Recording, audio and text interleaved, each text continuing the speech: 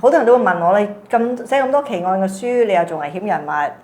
如果我要問你，你覺得最恐怖嘅香港嘅案件係邊單呢？我每一次都話係呢一個葵涌警察宿舍滅門慘案。咁嗰啲其他警員嚟到幫手咧，都好慘烈啊！因為要點燃大量嗰啲香啊，先夠膽入去啊！有啲入到去就算點晒香啊，㧬晒鼻到咧，都頂唔順，又嘔啊，又出咗嚟嘔啊，嘔到黃膽水都出嚟，都仲要入翻。有啲真係頂唔住咧，就唔使佢入去啦。仲有另外一件事咧，就更加唔似係打劫嘅喎。門窗啊冇損毀噶嘛，咁啊即係又係可能係識嘅人去做噶啦，又係呢樣嘢，睇得多危險人物都知啦。以前咪有個叫古代咪有個潘金蓮夾埋西門慶去殺阿武大郎啊嘛。係。咁但係呢個故事咧就潘金蓮自己都死埋咯。武大郎又死埋。潘金蓮又死埋。潘金蓮如果有仔女，嗰啲仔女又死埋。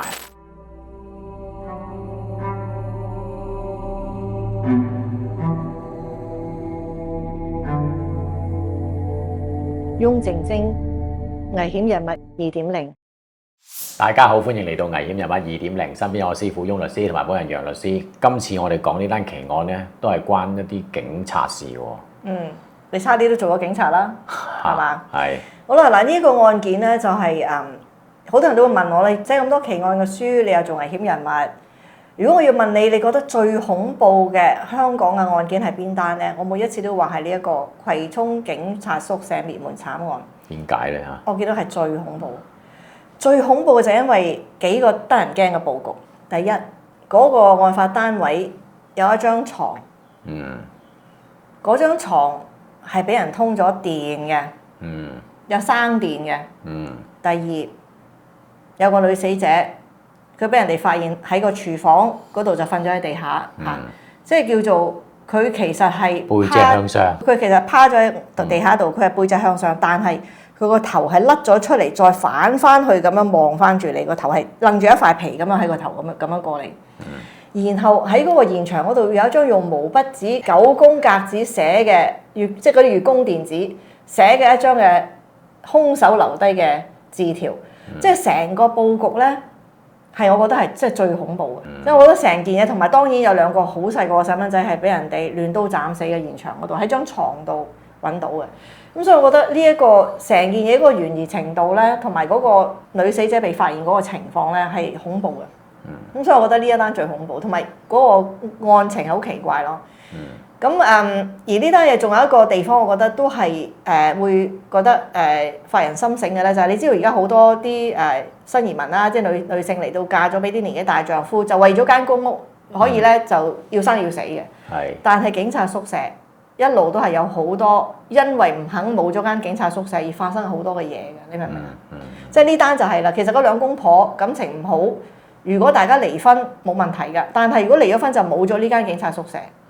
咁就因為呢個警察宿舍變咗焗住咗佢哋喺埋一齊，好多糾紛摩擦，最後又搞出咁大鑊嘅人命添可以。係啊，即係如果你有好多警察朋友咧，都好多嗰啲關於警察宿舍嘅故仔嘅，即係有啲個案，譬如話有個女朋友未結婚嘅，佢同佢一齊住，結果俾人發現咗，要佢交翻晒咁耐嘅租金嘅。哦。係啊，因為你冇報到有多咗個人住，係，所以咧都好多好煩惱嘅嘢會關呢個警察宿舍嘅事嘅。咁就係啲當然係你要即係同佢哋一齊有交往，或者佢哋揾你先知啦，即係有啲求助啊啲咁嘅個案。但係即係公屋又好，即係香港呢個寸金尺土嘅地方咧，無論你係咩人都好，你自己冇屋嘅，你要去公屋又好，宿舍又好咧，都會遇到好多呢啲嘢嘅。咁呢件事成件嘢其實最大嘅問題發生嘅就係嗰間警察宿舍咯。係。因為香港啊土地係好昂貴、好珍貴啊，搞咗好多問題出嚟啊。咁但係呢單嘢發生咗之後，嗰層樓咧，即係嗰個事發嗰層樓就應該唔見晒啲人啦，因為呢單係真係幾恐怖嘅。咁嗱，不如嗱講一講咧，就係我哋知道啦，即係都大家都知呢件案件都係唔會好陌生噶啦。第一就係死者一家都係警察或者佢家屬。咁而揭發呢單案件發生嘅咧，又係警察嚟嘅。咁你不如講下嗰個情況啦。好，咁啊講翻啊，去到呢一個1987年嘅4月7號啊，咁咧當日早上咧，其實有3個警員咧約埋一齊飲茶嘅，就去一個葵芳嘅地方。咁有1個警員有2個到咗啦，一個警員咧就失約喎，冇到喎。咁啊，其餘嗰2個揾佢啦，梗係揾佢唔到喎。於是乎咧，過咗個零鐘度咧，就12點幾咧就登門造訪啊，即係真係揾下佢話睇下呢個朋友又好，我伙計又好去咗邊啦。嗰個地點咧就係葵涌已婚警察宿舍 B 座510室嘅。咁啊上到去啦，佢兩個叫做同袍啦嚇，上到去見到咧出邊嘅鐵閘咧就係冇鎖好喎，而個木門咧就係虛掩住啫喎。警察嘅直覺已經知道嗱有嘢出事啦，㗎又唔見咗人。咁佢哋點咧？佢哋就揾隻手又好啦，揾啲嘢好啦，佢就拱入邊嗰個門啊！一拱開嗰道門咧，已經係一大陣嗰啲血腥味啊，好犀利出緊嚟，同埋望到入邊有啲嘢發生，因為嗰間屋咧得300幾尺嘅啫，嗰個宿舍。即係雖然話警察宿舍，但係咧佢都係好細。咁而且佢哋冇間廳冇間房嘅，基本上一望就望到晒入邊發生咩事。咁佢係點嘅咧？你入咗去之後，你就會見到一邊咧就係擺咗個電視櫃，一個電視。咁跟住呢邊咧就有張雙人床，張碌架床就喺旁邊嗰個位嗰度啊嘛。再過啲呢度就係一個露台啊，有個廚房。露台裏邊有廚房，有廁所咁樣噶啦。係啦，即係你一眼望晒，因為佢冇間房。咁基本上你已經望到入邊咧有個人咧就瞓咗喺嗰張牀度啊，你又會見到地下有血啊，其實望到噶啦。咁嗰陣時就即刻知道大劑。係，因為咧都聞到啦，係傳出一個極度嘅惡臭啊，而地上邊咧見到好多血水啊。甚至警員一睇嘅只係屍水嚟嘅，咁啊知道大鑊啦，即刻 call 人就幫手啦。咁嗰啲其他警員嚟到幫手咧，都好慘烈啊，因為要點燃大量嗰啲香啊，先夠膽入去啊。有啲入到去就算點晒香啊，擁晒鼻到咧，都頂唔順，又嘔啊，又出咗嚟嘔啊，嘔到黃膽水都出嚟，都仲要入翻。有啲真係頂唔住咧，就唔使佢入去啦。係啊，即係都係因為點解咧？入邊係有4個屍體啦，可以咁樣講。咁首先一睇就睇到咧，就係嗰個警員啊鄭炳和啦，就瞓咗張床度啦，跟住就會望到我頭先所講喺廚房嗰度趴咗喺度嘅嗰個主婦啦，阿鄭太啦，即係鄭炳和嘅老婆啦。而佢嗰個屍體係好恐怖下啦，佢趴喺度，但係咧佢嗰個頭咧係反咗去後邊咧，就再望翻嚟咁樣嘅，即係擸住一塊皮。咁好明顯就佢個頭俾人斬甩咗嘅時候一跌，咁就一撞嗰個頭就飛咗喺後邊，就晾翻個背脊。係，即係呢個嗱。鄭炳和太太叫李鳳鳴啊，就係咁樣個頭去咗反咗後邊嘅呢個狀態。係咁啊，幾恐怖㗎嚇！咁啊，鄭炳和咩狀態咧？鄭炳和就喺張床度，啱先講鄭炳和咁啊，跟住咧佢有2個細路㗎嘛。有2個細路，一個叫鄭婉文10歲嘅啫。咁啊，瞓咗咧仰臥啊，即係向上嘅塊面喺呢個碌架床。頭先我講碌架床啊嘅上邊嗰層，咁咧就周身都刀傷。個仔咧細仔就叫鄭子傑，係5歲嘅啫。咁咧喺下邊嗰層嘅碌架床，咁啊向右側咧就側邊咁樣去側睡咧叫做，但係咧身上咧都中咗好多刀嘅。係啦，咁啊即係好多唔同嘅刀啊，即係唔係一把刀咁樣？點解會咁咧？咁樣咁好啦，咁當然有呢個經驗嘅警員，佢唔會摸呢啲屍體，唔會做任何嘢㗎啦。咁啊，梗係 call 法醫嚟嘅，因為要影晒相。呢一喐咗啲嘢就唔知道當時冇得還原嗰個真相啦。好啦，法醫嚟到嘅時候咧。有啲好奇怪嘅事就發生啦，就因為佢哋去摸嗰個鄭炳和嘅時候咧，成個彈起嚟，因為成個鄭炳和嗰個屍體通晒電嘅。咁好啦，咁點解會咁樣咧？就第一都冇諗到嗰張嘢係電床嚟嘅，就諗到呢個單位會唔會係漏電咧？咩地方？但係冇㗎，你如果漏電就成屋都漏啊嘛。點解淨係個屍體會發電咧？係啦，鄭炳和咧就身中好多刀嘅喎，嗰啲刀喺邊度咧？喺塊面咧已經斬爛晒㗎啦。左右手咧就兩邊都有2刀，右邊大腿有1刀，背脊有2刀，但係致命傷喺邊咧？就喺個頸嗰度，咽喉係被割斷嘅。係啦，咁你見到頭先佢話坐喺嗰個牀，即係佢係近住個床邊啦。咁佢估計就話佢一坐落去之後就觸電啦，跟住就向後倒啦，就係咁嘅樣。咁而當時要知道呢個電源喺邊度嚟咧，佢哋係閂咗總電掣，閂咗總電掣之後咧個牀就冇電啦。好啦，咁跟住。再開翻嗰張牀係有電啦，咁即係第一知道呢個電源係一定屋企入邊嚟嘅，即係唔係有其他發電嘅原因嘅。然後咧佢哋就開始睇，就跟翻條電線去睇啦。閂咗佢之後，閂晒總電掣，再跟到原來嗰張牀後邊咧係喺個叫做台燈，即係嗰個牀頭位置咧係插咗個電源嘅。咁而咧有條生電線咧，就係從呢個電源度就通晒個彈弓床。你有冇見過彈弓床入邊嗰啲彈弓係鐵㗎嘛？係啊。就係通晒電去嗰啲彈弓床入邊啲彈弓嗰度，即係邊個一坐上去都觸電㗎啦。係啦，就係咁樣啦。咁就即係等好似就係等佢坐上呢個電床度就電到佢咯。就係咁樣一個咁樣嘅佈局嘅。咁好啦，你整咁大場龍鳳，走去電死人，咁呢個好肯定就唔會似係打劫啦。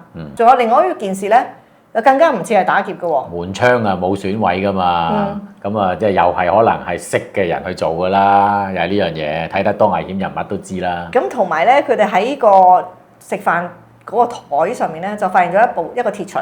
係。咁喺嗰個鐵錘下邊咧，就有一張紙。咁嗰啲國畫嗰啲叫做月宮殿嗰啲畫畫嗰啲紙咧，寫毛筆字嗰啲。宣紙啊，宣紙啊，靚紙嚟嘅真係。嗰啲宣紙咧，即係好薄嗰啲。咁就用毛筆字咧，就寫咗張字條。咁啊寫住幾個字喎？就話鄭國明欠借貴利唔還，攞你命，貴利王包殺。咁啊好啦，呢張字條係用毛筆寫嘅，嗰啲字咧就係書法級嘅字嘅。咁好啦，如果你話呢個人係入嚟打劫嘅，咁肯定就唔會即係準備好晒呢啲咁嘅墨寶啦，係咪？又唔會去通電啦，咁睇嚟就唔似係打劫啦。咁但係如果你話佢留低張字條，話自己係貴利王，話要去殺佢，咁呢個都唔通，因為你殺晒佢哋所有人啦，你仲點去追債咧？係咯，係嘛？咁亦都係唔係好通？咁同埋邊個會用毛筆去寫張咁嘅字條咧？好怪咯！咁你見到成個佈局都係即係令到你係好覺得詭異嘅，同埋你唔知個兇手想點嘅。嗱，呢個貴利王包殺咧，我唔知係名啊定係動詞啦。咁啊，真係但係佢一定係好殘忍嘅，因為嗰啲細路仔嘅刀傷咧，其實咧係穿過咗個軀體，入咗個床板嘅。即係插佢瞓喺度就插到落個底嘅。係啦。咁把刀都好長嘅，如果咁樣講。同埋好大力一定。同埋咧係可能好憤怒先做到嘅，因為都唔會咁大力嘅嚇。咁嗰兩個細路仔係點咧？個情況咧就係佢着咗睡衣，咁啊冇掙扎嘅痕跡喎，即係可能係一嘢就殺咗佢咯，已經係咁離譜喎。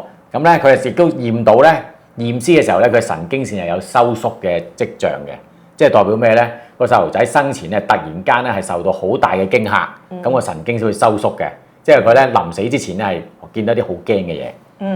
咁如果佢個神經會咁樣收縮，即係話佢哋冇餵到藥咯，即係冇餵到藥，然後就係突然間佢瞓緊覺就咁樣嚟即係殺咗佢啦咁樣。咁當時嘅推斷咧，即係警方就話啦，佢發現屍體係4月7號啊嘛，係4月4日，即係發現屍體嘅3日前。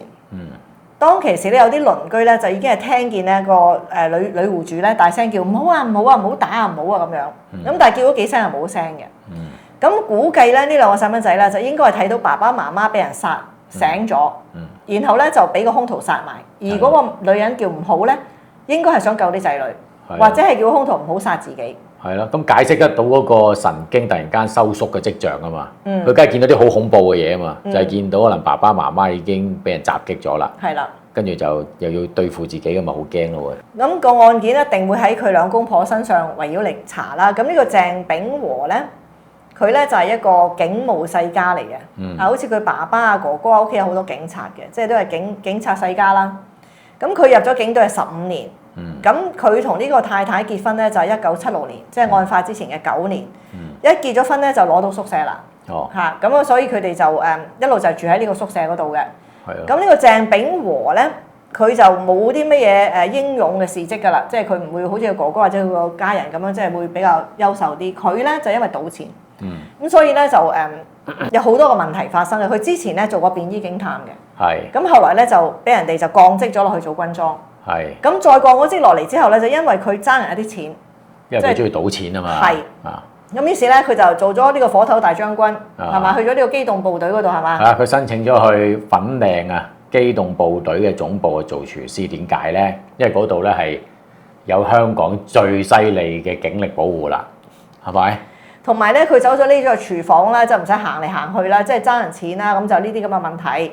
冇人追債啦，追到唔追到嗰度啦，因為嚇。咁但係亦都有個講法咧，就話案發嗰陣時咧，佢其實已經係冇咩點賭錢㗎啦，佢已經好咗好多㗎啦。嗰陣時佢個月薪咧大概係6000蚊，咁佢每一個月咧就攞1000蚊翻去俾個老婆嘅。咁但係個老婆咧就使慣用慣嘅，個老婆以前佢識佢嘅時候咧就係都係一啲歡場女子嚟嘅。嗰陣時好多啲同袍就話，雖然係邪牌愛差人啦，咁但係都勸佢呢個女人你養佢唔到嘅，即係佢係會即係追求好多嘢，咁唔好同佢結婚，但係佢唔聽咯。咁而佢每一個月俾1000蚊，佢又唔夠用。咁後來咧，佢老婆就為咗錢成日同佢嘈交嘅。咁到後尾嘅時候咧，佢老婆就出去做嘢，就話咧去做製衣廠，因為佢老婆未做歡場女子之前咧係做過製衣廠嘅。咁但係佢雖然話俾個老公聽，佢係去咗製衣廠，但係實情咧。佢係出咗去做翻嗰行嘅，即係做翻舞廳。係啦，有啲舊姊妹介紹翻佢去做舞廳嘅。係咁，而且佢亦都係有陪下啲客人嘅。係，甚至有陣時咧係帶客人翻屋企添喎。哦，係啊。咁好啦，咁啊有個講法就係話呢個鄭炳和咧，佢係隻眼開隻眼閉嘅，知道自己又冇咩本事揾好多錢啦咁樣。咁但係就因為呢啲嘢就成日都嘈交咯。咁嗱，我叫佢做鄭炳和啦，但係你見到頭先嗰張殺人嗰張字條，叫佢做鄭國明噶嘛，係咪？係。咁呢個鄭國明咧就係鄭炳和原先個名嚟嘅，即係佢出世嗰陣時就係呢個名啦，佢讀書又係呢個名啦。咁知道佢呢個名嘅咧，一係佢啲家人，一係就係啲舊同事。咁佢後來咧就因為可能運氣唔好啦，咁佢就改咗個名做鄭炳和嘅。咁所以叫得出佢阿明，叫得出佢鄭國明嘅人咧，一定係佢之前就識㗎啦。或者係識得佢好親密嘅人，知道晒佢之前嘅背景咯。係啦，咁啊成日家嘈屋閉咁啊，影響到小朋友教學嘅。嗱，講翻個小朋友教學咧，一個咧就讀小學4年班，一個讀幼稚園高班嘅，兩個細路仔所屬嘅學校咧，個校長咧都話佢哋都係活潑聰明嘅，不過操行咧就唔算幾好嘅。點解咧？因為佢哋成日欠交功課，又曠課情況都幾嚴重喎，即係得閒又會唔翻學嘅喎，仲咧大鑊咧係欠交學費添。校長話：咁啊有陣時要聯絡佢啲家長咧，都好難聯絡到嘅。咁所以咧，其實我哋而家要睇得到咧，佢個教育環境係麻麻地嘅啫嚇。咁好似最後一次聯絡到佢個媽咧，都係話爭學費。咁就阿媽就一次過交清，咁但係都唔會話同學校好合作㗎啦，就係咁樣。李鳳明啊，曾經試過同老師講添啊，可能激氣起上嚟咁講啦，佢話我唔會理我仔嘅情況嘅，即係可能係追佢交學費啦嚇。即係唔好嚟煩我啦，總之你搞掂啦咁樣，咁就個家長就係咁樣個態度。咁而最後嗰次咪話嚟交學費，嗰陣時係爭咗2個月學費。咁學校就話你仲讀唔讀㗎？留唔留個位俾你啊？咁佢就將嗰個學費交清咗，就話繼續讀嘅咁樣。咁所以咧就變咗佢哋失咗蹤幾日啦，嚇都冇乜人會留意咯，因為佢都成日唔翻學咯。咁去到個調查過程咧，喺個屋裏邊咧就揾到5把刀嘅。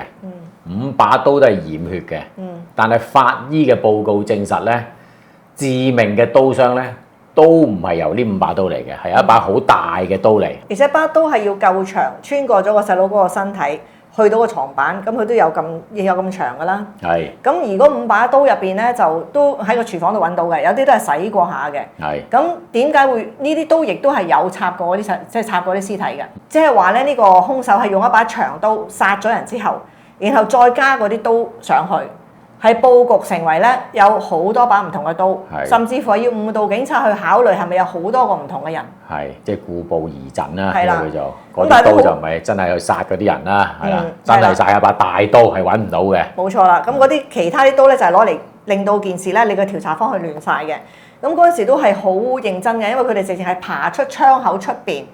去再睇下有冇其他嘢喺窗口㗎嘛？消防員協助啊，佢哋咧就揾條油繩出咗去窗口出邊再搜證喎。我話幾認真啊！好認真啊！因為你伙計啊嘛，就唔係講少啦。咁亦都咧邀請咗揾咗好多鄭炳和嗰啲叫做同袍啊、伙計啊一齊去問話嘅。即係其實都捉咗好多個差人咧去問話嘅，即係第一嫌疑人就係嗰啲同事咯。即係佢都唔排除係內部啲人做嘅，即係都可以講係話係一個好仔細嘅調查。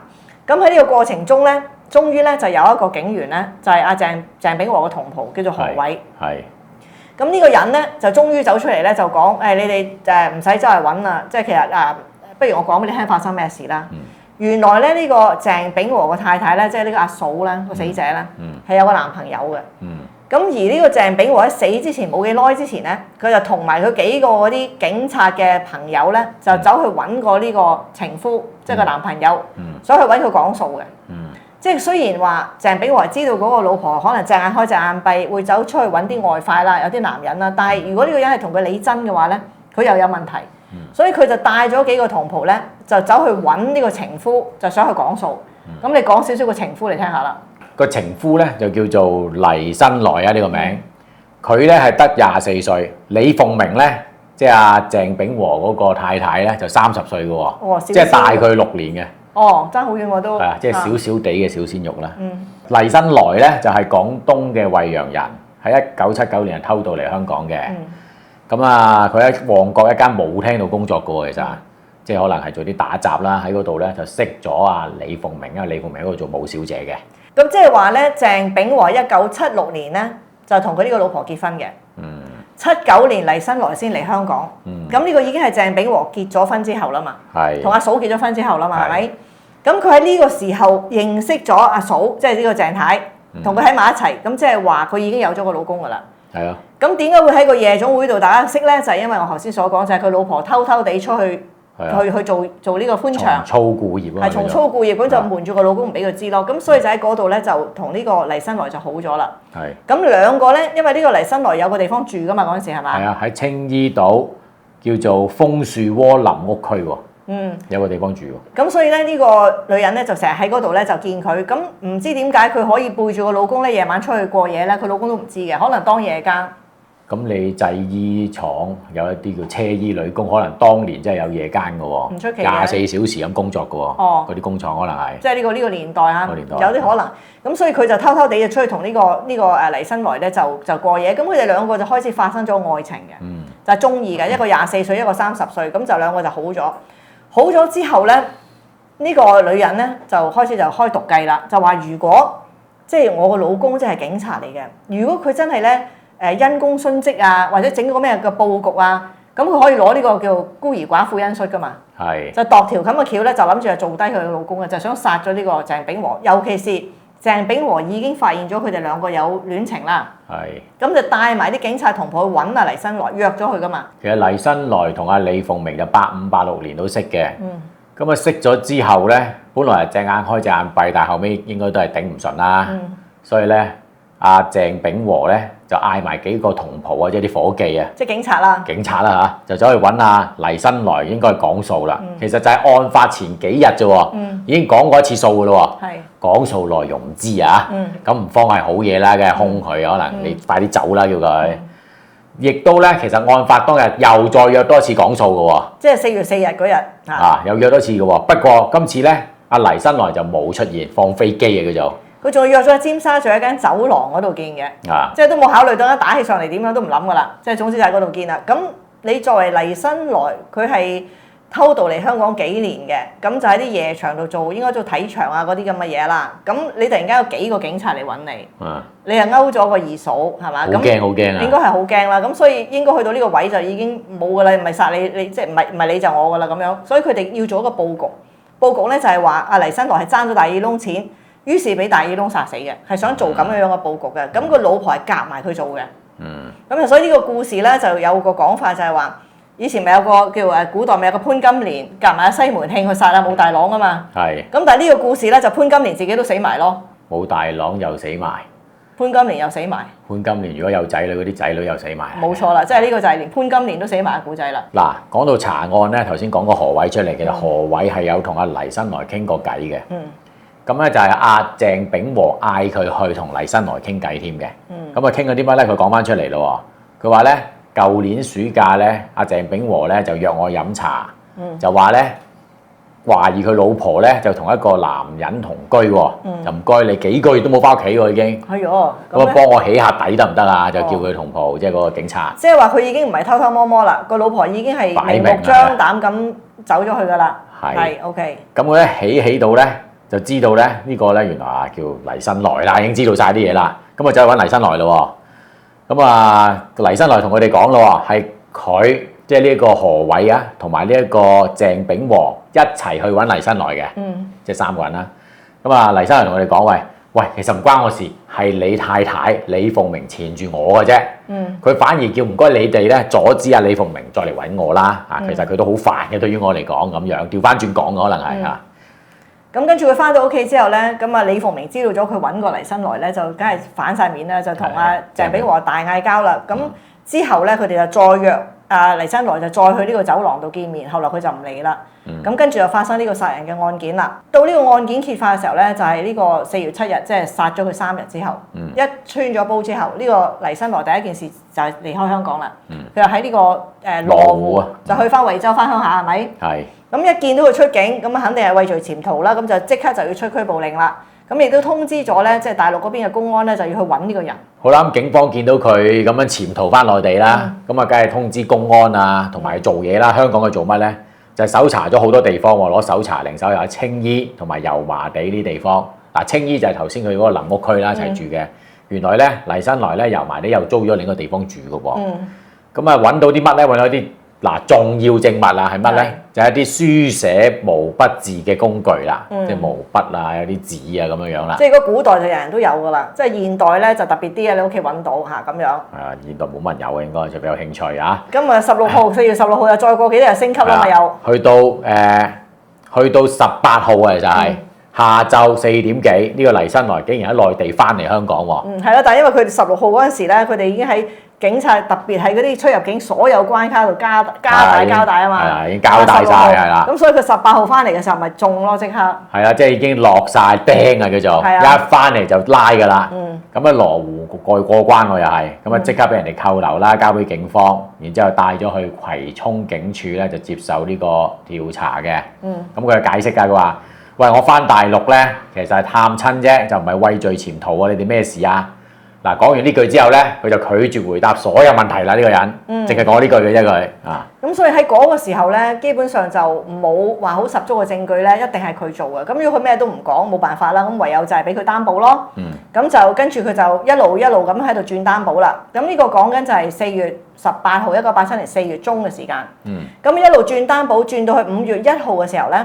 咁警方其實已經有好大嘅懷疑係呢個人做㗎，但係佢點都唔肯講，證據又唔多，點樣咧？咁就用計謀啦。咁嗰陣時候話俾佢聽，我哋查過晒啦，都冇咩證據顯示係你做嘅，咁我哋唔使你翻嚟轉擔保啦，俾佢走。即係無條件釋放啊！呢叫做。係啦，咁佢就覺得好輕鬆啦，就覺得你追查唔到我啦。都翻去青衣嗰個楓樹窩臨屋區嗰度住喎。咁佢仲有個女朋友㗎嘛？嗰陣時佢除咗呢個李鳳鳴之外咧，佢喺嗰段時間入邊，佢仲有一個女朋友嘅。咁佢同翻佢以前嘅女朋友咧，即係個武小姐啦，即係喺一齊住之後咧，咁就覺得天下太平，咩事都冇啦。咁啊，直至到咧幾個月之後，咁件事佢就已經冇嘢啦。咁就有一個女記者就嚟揾佢。咁呢個女記者咧，有個講法就係真係女記者嚟嘅，另外一個講法咧就係警察假扮嘅女記者。係。咁就去揾呢個黎新來，就話咧，我知道你呢件案啊，我知道佢哋懷疑你啊，我哋都知道你冤枉啊，而家全部都洗脫罪名啦，知道唔關你事啦，咁你都受咗好大委屈喎，咁就氹佢講嘢。咁你睇到呢個黎新來24歲人咧，都幾有女人緣嘅。咁啊，呢個李鳳鳴啊咁愛佢係咪？頭家都幾個月唔返。然後仲有呢個武小姐係願意同佢同居。咁佢見到呢個咁靚嘅，即係呢個有女記者嘅人啊。係啦，咁就好肯同佢講嘢，就猛咁講啊。仲要好同情佢喎，係咪表現得？我就話同你做個訪問好唔好啊？即係問佢點樣，咁佢就向住佢大吐苦水啦。咁不忘咧喺佢面前咧就即係整個懶文采咁樣啦。我就哎呀，你有寫毛筆字㗎？因為佢屋企嗰度即係有啲毛筆字啲嘢。你寫得好靚啊啲嘢。咁佢睇啊，你寫啲嘢送俾我得唔得啊？咁佢就即席揮毫咧，就用咗嗰啲在現場嗰啲宣紙。然後咧就用毛筆咧就寫咗啲嘢咧，就送俾呢個女記者。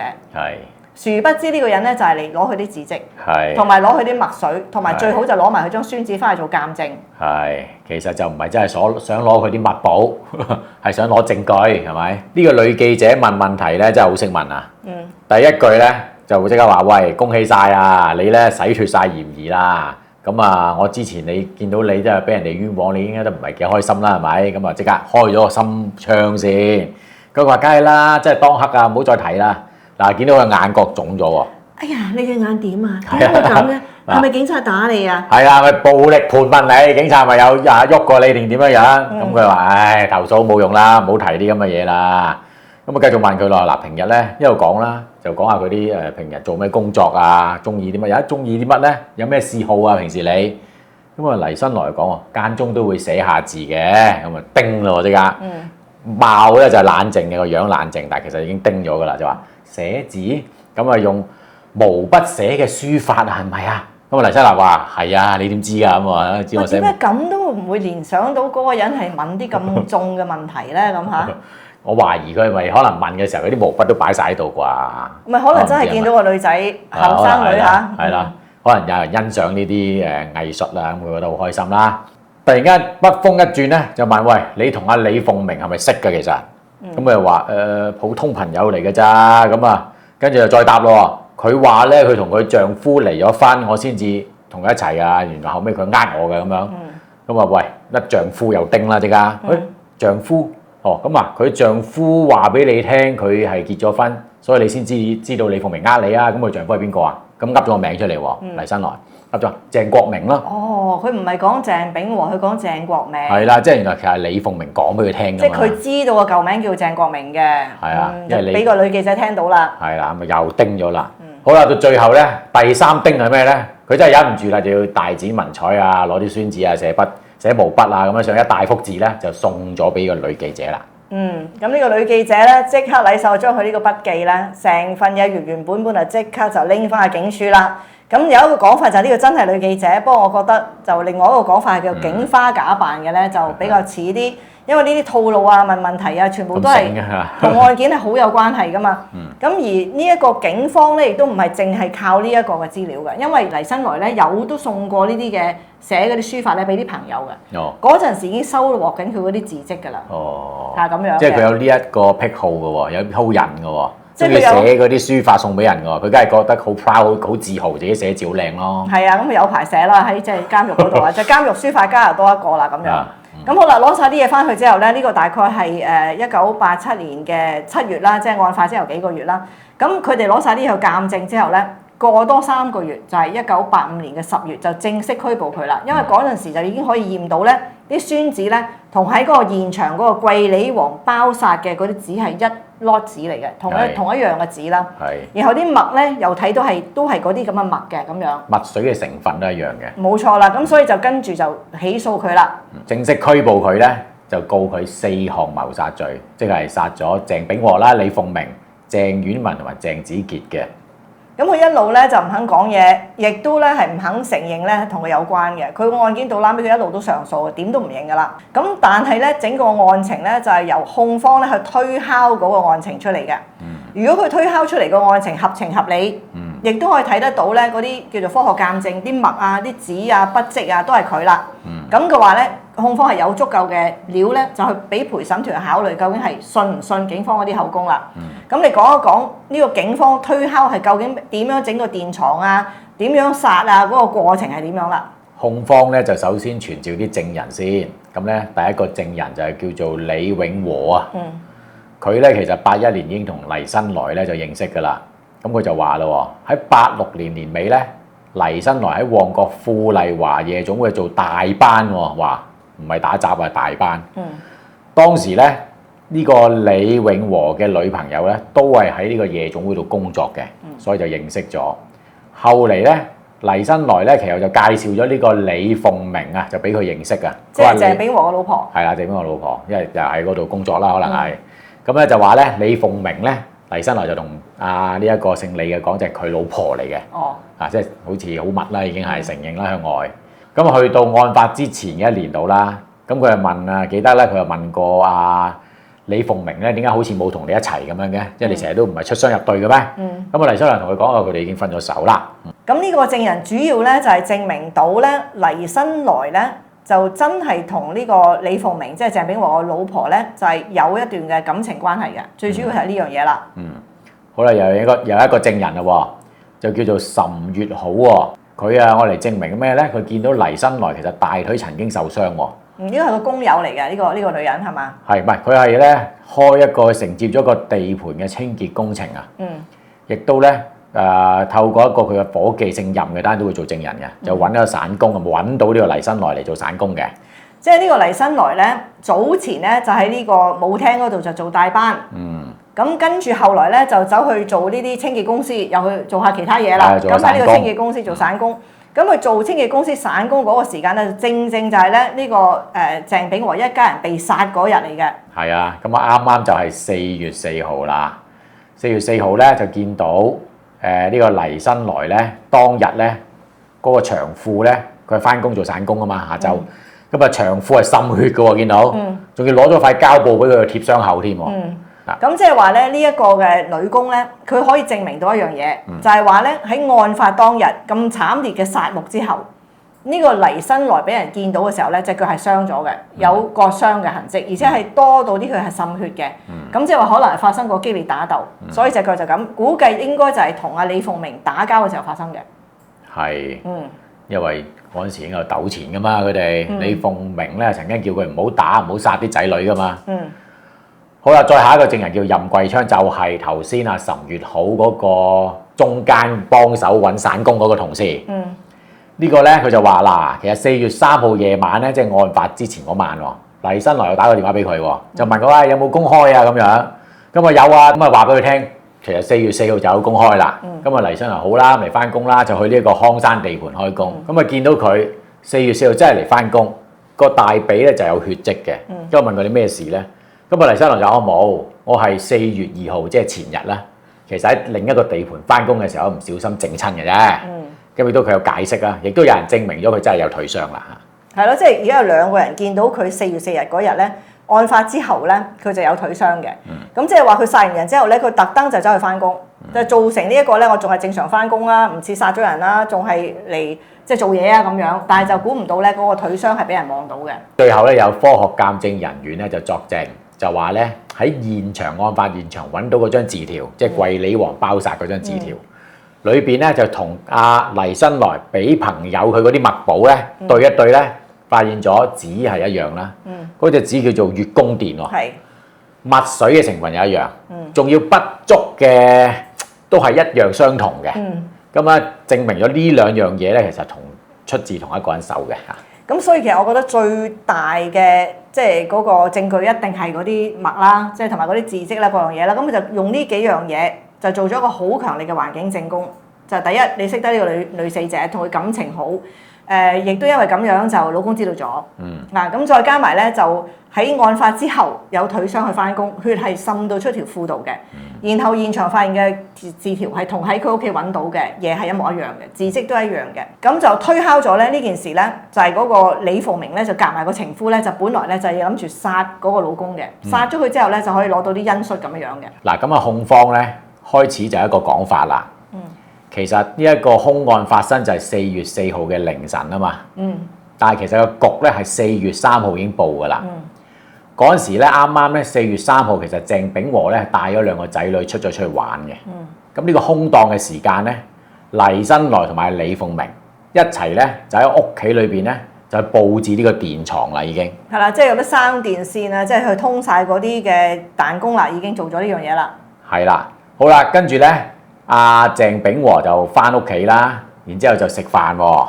食完飯咧，咁啊未通噶嘛，個電未插蘇，係啊，未插蘇噶嘛，咁所以係唔會發覺噶。然之後咧，李鳳鳴啊氹咗2個仔女瞓覺，好正常咁氹咗瞓覺。又同咧咁好死嘅，同阿鄭炳和出去食宵夜喎。食完咧係12點幾先翻屋企，中間個時間咧，原來黎新來咧係用咗李鳳鳴俾佢條鎖匙咧，偷偷地入咗呢個屋裏邊咧。將呢個床褥咧就駁通電啦，即係插蘇啦。因為呢個都有危險喎，啲動作係咪？插完蘇之後就匿埋喺露台喎。仔女瞓咗覺唔發現嘅。咁啊，鄭炳和翻到嚟咧就坐喺床尾諗住除鞋咧，嗰下就已經電瓜咗，或者電暈咗㗎啦。咁電暈咗之後咧，咁呢個黎新來咧就用刀咧就插呢個鄭炳和啦。咁控方嘅推敲咧就係話佢電暈咗阿鄭炳和之後咧。咁就有一段時間佢哋即係就傾過嘅，就話嗱，話俾你聽，而家我哋呢單嘢咧就賴晒你老公係爭咗大耳窿錢，字條都準備好啦，就揾張鐵錘就咁樣擺喺度。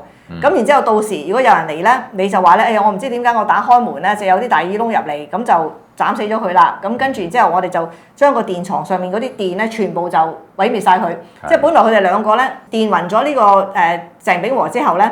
就係會拆翻晒電床啲嘢嘅，冇晒嗰啲電床嗰啲電嘅，咁然後就跟住就攞刀殺死佢嘅。佢準備去掹嗰啲電床嗰啲電嘅時候，拆電線嘅時候咧，佢個細蚊仔個仔咧就起咗身。係啊，突然間咧嗌咗一聲阿媽啊，咁咧就係阿鄭子傑啊隻細仔咧就嗌出嚟嘅。咁啊黎新來咧就驚咁解，即係驚到啲俾人睇到啦嘛。咁啊即刻咧諗都冇諗啊，佢有把好長嘅刀噶嘛。就將呢一個鄭子傑咧一刀咧就斬死咗嘅。咁當個媽媽見到嗰個男朋友襲擊佢個仔，即係成個計劃冇呢啲嘢噶嘛，因為個細佬哥應該一路瞓噶嘛，所以我其實就有啲懷疑咧，佢哋會唔會俾咗安眠藥啲細佬哥食？諗住啲細佬哥係嘈唔醒嘅。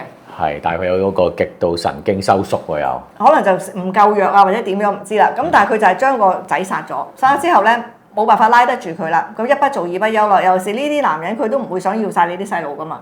於是佢就真係殺埋個家姐。咁個阿媽咧就想去阻止，咁所以隔離屋就會聽到咧個女人就話唔好啊唔好啊唔好啊咁樣，就係呢一個時候啦。咁個媽媽應該就係嗰個時候就搏命啦。搏命救仔女咧，咁啊真係糾纏期間，但係咧阿隻黎新來咧始終係大力啲。咁喺呢個期間咧都殺害埋嗰個大女嘅。咁阿媽更加發癲啦，咁梗係即刻嗰陣時係點咧？就衝入廚房。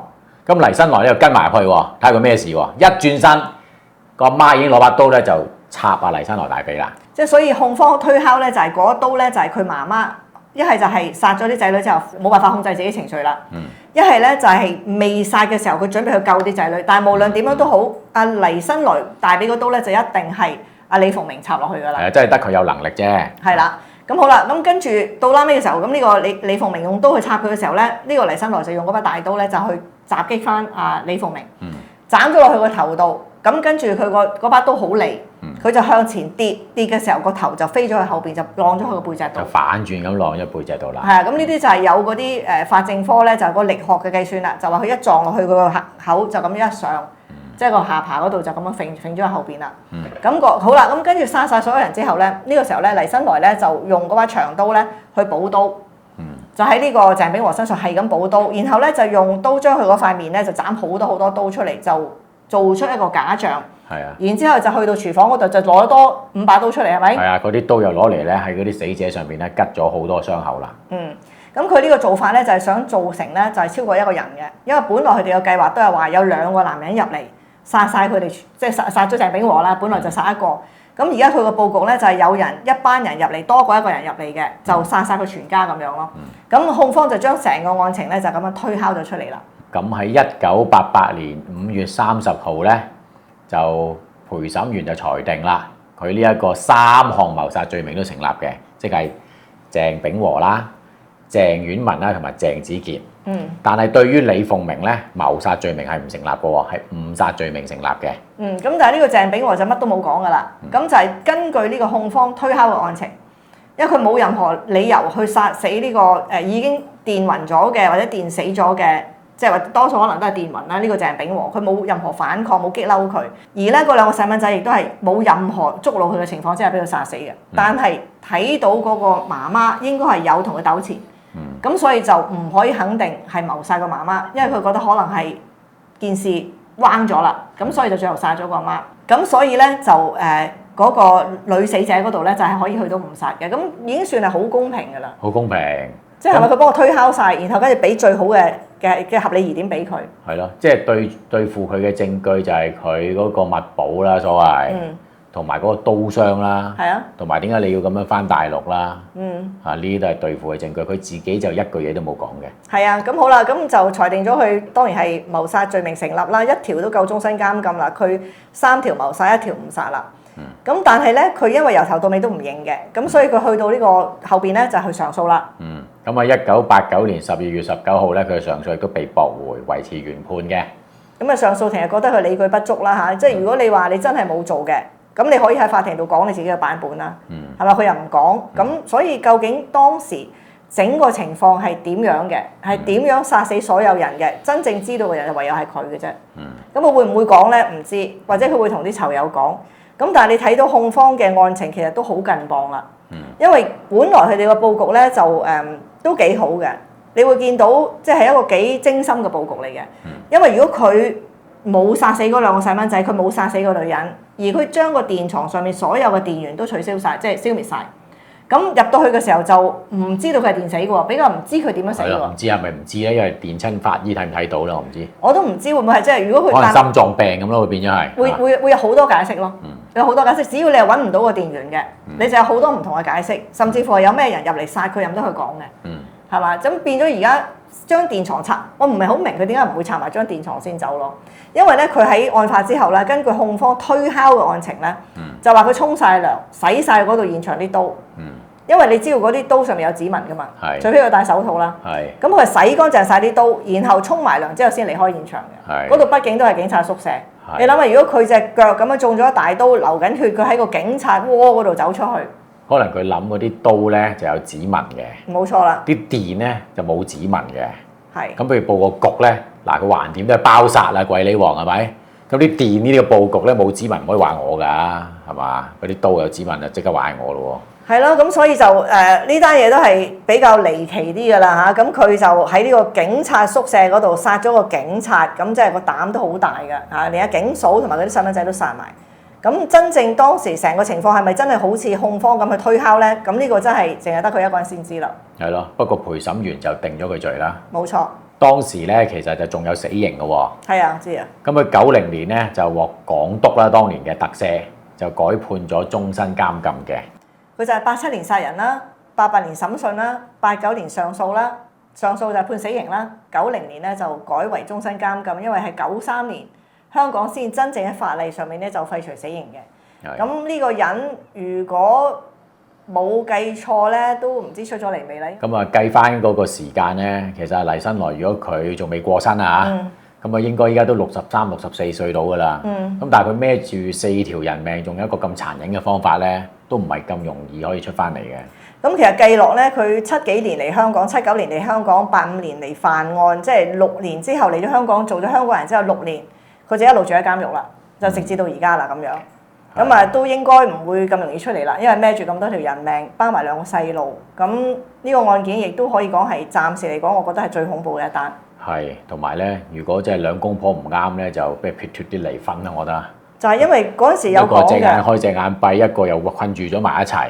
個原因就係因為嗰陣時啲同袍啦，即係啲警察識得去啲就話咧，佢話第一佢冇咩錢啦，佢得6000蚊一個月，佢咁大頭家，你點樣租屋咧？係咪？如果一離婚嘅話，嗰2個細路住喺邊咧？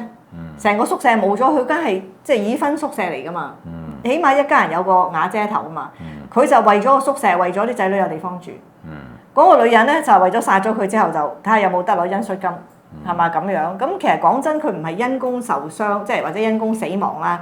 嗰陣時佢同阿黎新來都唔知點樣計呢條數嘅，即係話以為警察死咗喺個警察宿舍入邊就會攞到一個錢，但係結果就證明咩嘢都冇咯，自己條命都冇埋咯。係啊，嚇咁樣。